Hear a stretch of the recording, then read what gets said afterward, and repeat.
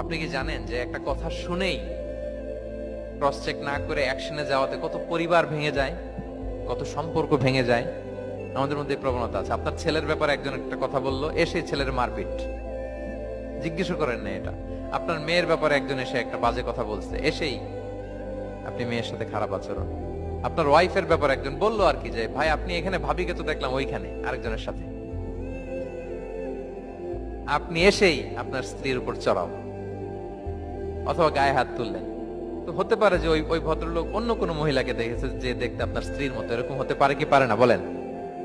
তো এই যে আপনি ক্রস চেক না করে, ভেরিফাই না করে যে অ্যাকশনে গেলেন, এতে সমস্যা হবে না সমাজে? পরিবার ভাঙে, সমাজে সম্পর্ক নষ্ট হয়, কলহ বাঁধে।